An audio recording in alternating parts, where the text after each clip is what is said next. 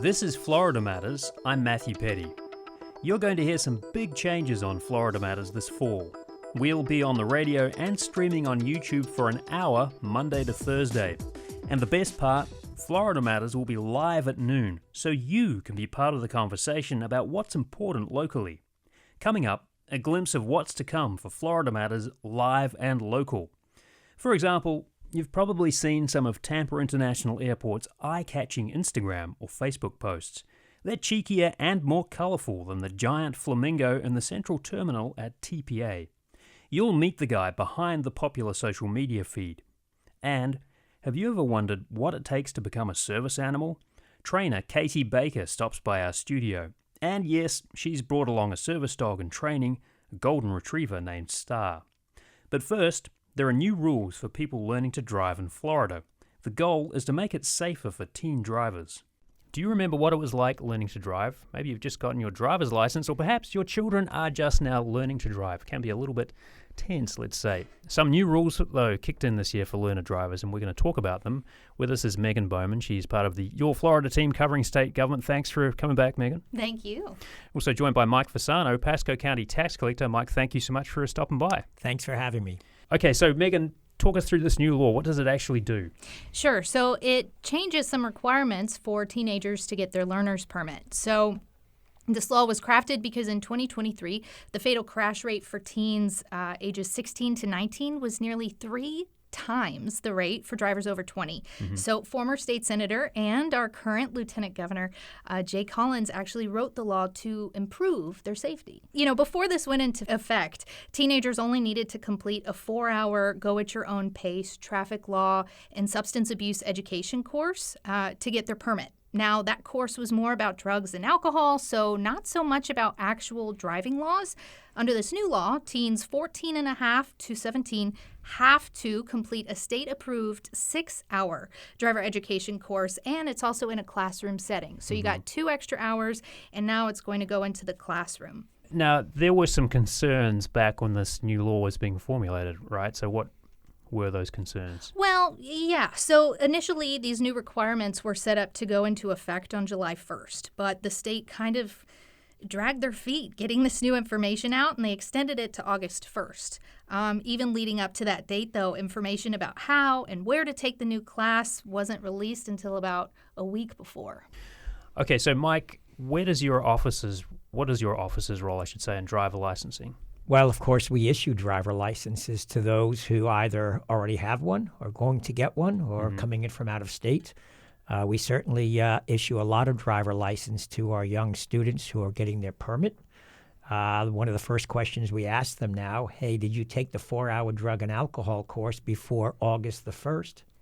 Or did you take the 6-hour educational driving course that's required under law?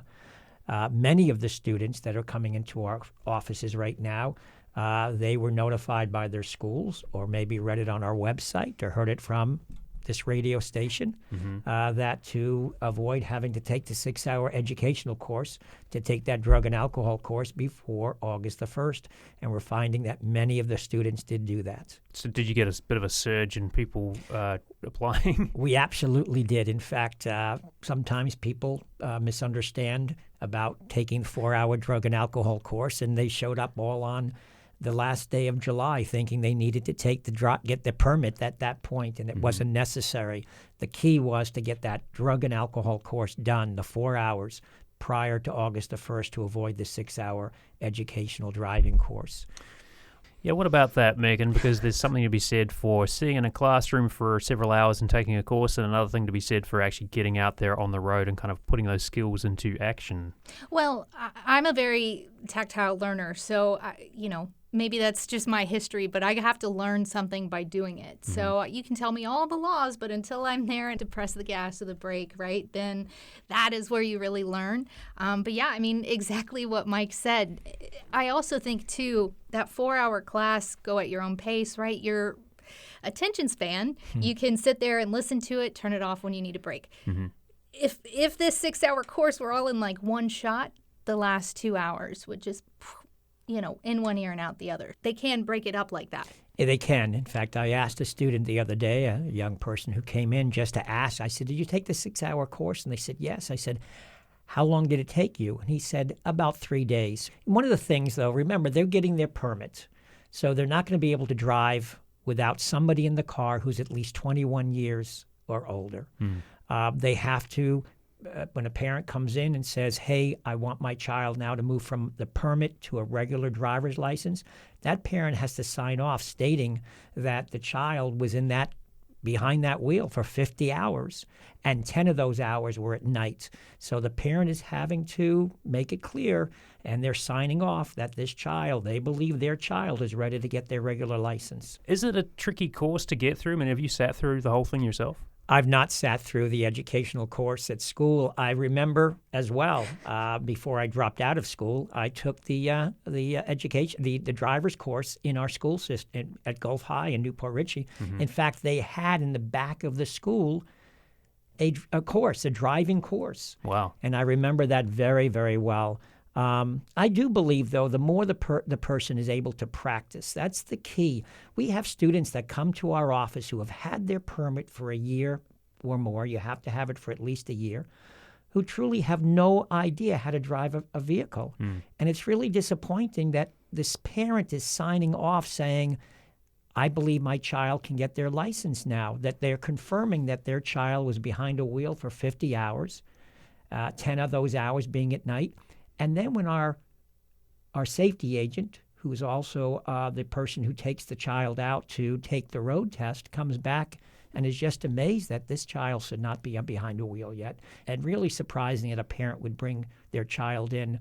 Great concerns about the safety for that child. We've been speaking with Mike Fasano, Pasco County tax collector, about these new rules around driver education and getting your learner's permit. Thank you so much for coming in, Mike.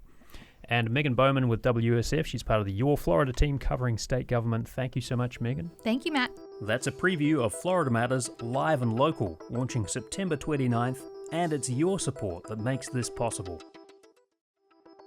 You're listening to Florida Matters. I'm Matthew Petty, bringing you a look at our new live and local show, noon to 1, Monday to Thursday, starting September 29th. Have you ever wondered what goes into training a service animal? Katie Baker from Dogs Inc. in Bradenton stopped by WUSF's Tampa studio recently with her service dog in training, Star.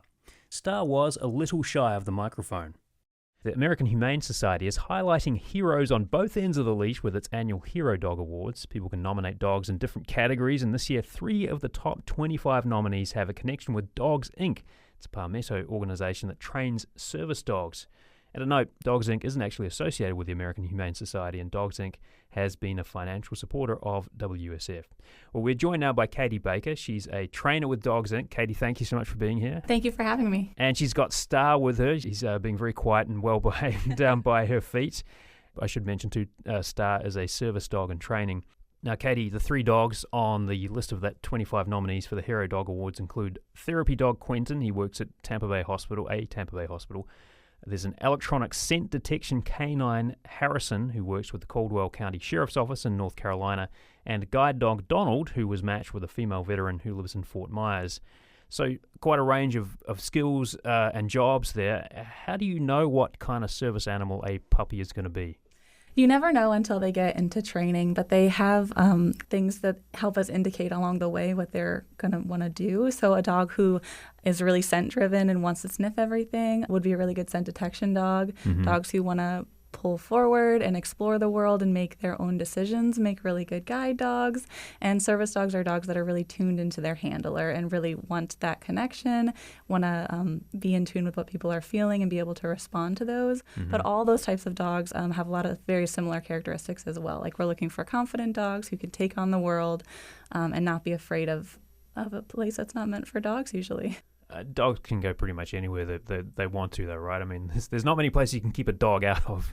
Yeah, service dogs, so the guide and the service dogs have public access rights, so they are allowed pretty much everywhere out in public. But it looks a lot different from a dog's perspective. Like, sure. Open back stairs, we might not see that or even really register it, but to a dog it looks really scary to be able to see the ground so far underneath you. Yeah. Elevators are weird when you don't know what's happening and you can just feel the sensation. Mm-hmm. Airplanes can be really scary, so they can go everywhere, but not every dog wants to go everywhere. So we're really selecting the dogs who thrive in those environments. Now, I'm wondering about Star. Star's being very well behaved. I can't hear a sound from Star. Does he speak at all? What does he do? He does not speak at all. We train our dogs to be very quiet so they're not disruptive out in public. But he does what we call grounding skills. So if I were to feel anxious or his handler were to feel anxious or start to have a panic attack, say, elevated levels, he would come and offer grounding skills. So he could lean against me. He could offer deep pressure therapy, co-regulation techniques. He also does mobility skills. So he could help a person to get up and down from a seated position or on the floor. He can retrieve items that have been dropped so people don't have to bend over. So there's a lot of other skills that he can do. Can you show us a little bit of what he's capable of now? Sure. He's in the middle of a nap. But Oh, he's napping. Okay, sorry, Star. So one of the grounding skills that he loves, hug. Come on.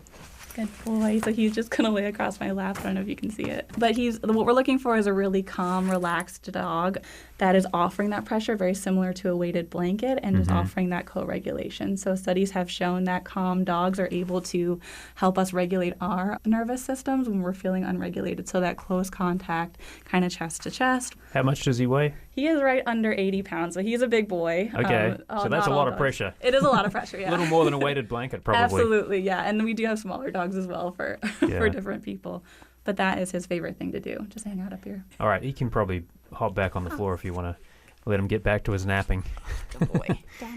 And so what got you into wanting to do this as a career? I started in high school. I had to do a large project, so I was actually a puppy raiser for a different guide dog school where I grew up. And so I spent a year and a half raising 2 different puppies for this guide dog organization and absolutely fell in love with it. And from there, I just dipped my toe in. I took an internship, which turned into an apprenticeship, which turned into several years of work. The kind of spark hasn't left you? Not at all, no. Yeah. It never gets old. It's hard to have a bad day when you're surrounded by adorable dogs. And then just seeing the impact that they make on people's lives is really what keeps us all going. What surprised you about it, though? Because I'm sure you may have thought something about what the job entailed before you started doing it, and now you're like, okay, now I get how it works. Like, is it a lot different from how you imagined?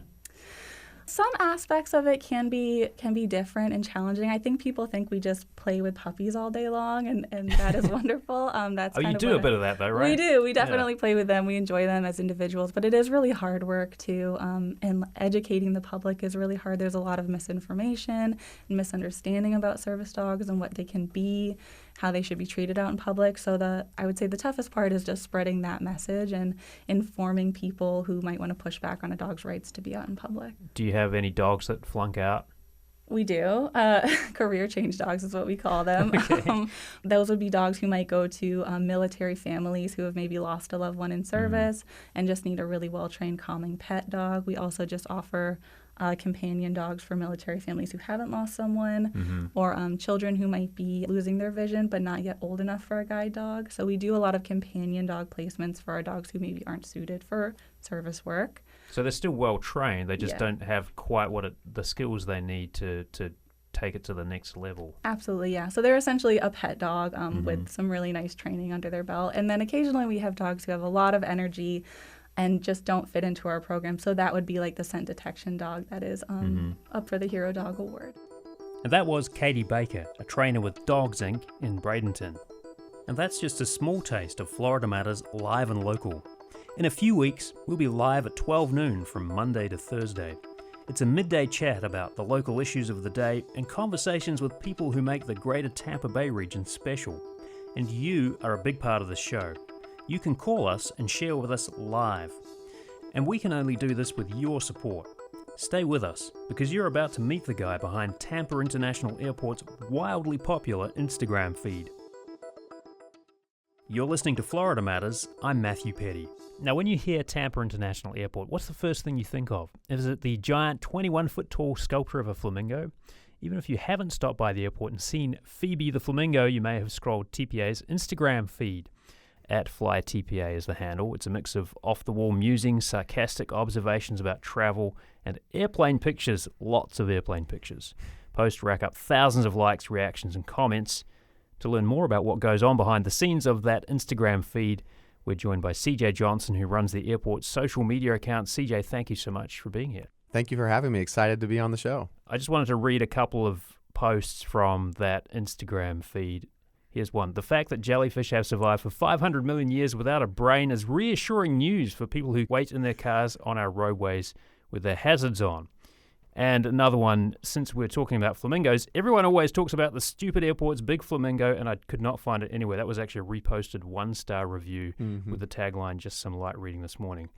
There's also a post of a photo of what I think is Santorini in Greece with the caption, Orlando is widely regarded as the most beautiful city in Florida. Yeah. All right, so are you writing these? I am. Yeah, that's Okay. me. So having a little bit of fun. An airport is not always known to be the most exciting place on earth. And so what I like to do with our social media platforms is have a little bit of fun with our audience and sprinkle in some lighthearted jabs like the ones you just read.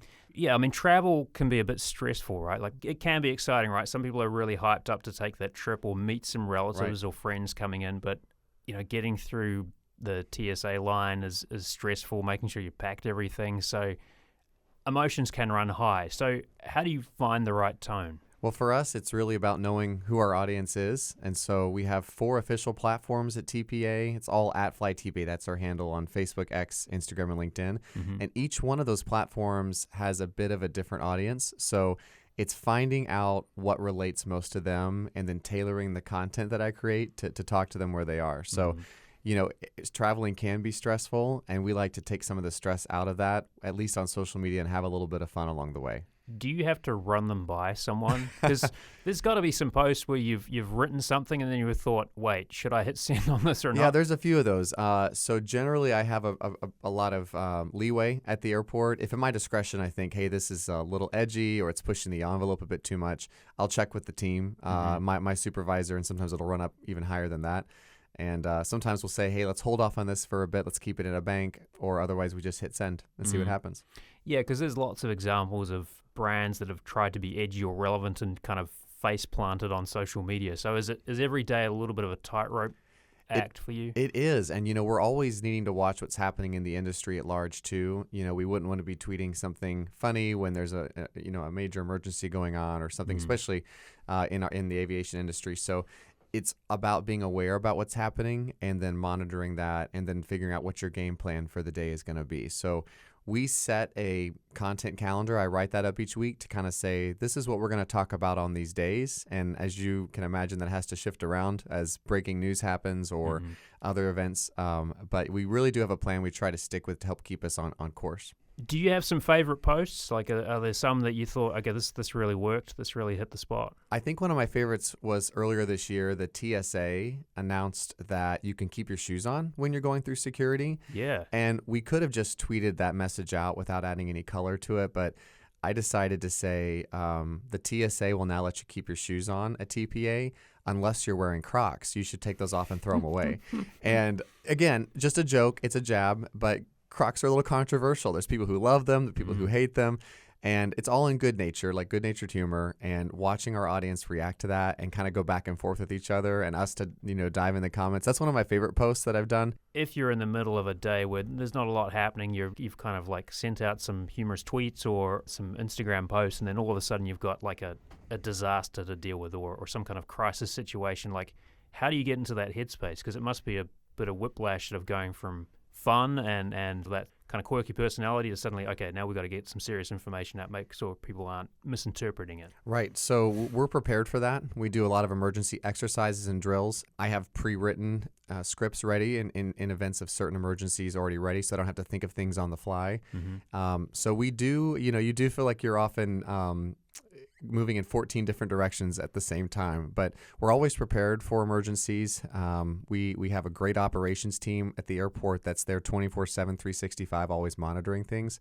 I'm telling you, I've learned so much in this job. It's not just about having fun and making memes. It's also about being ready to tweet and talk about serious things happening at the airport. And the whole strategy of how we do our social media is we give people a lot of sweets so that they listen to the vegetables and eat the vegetables when they need to, right? So these memes and things can seem superfluous. They can seem funny. They can seem like they don't have a strategy.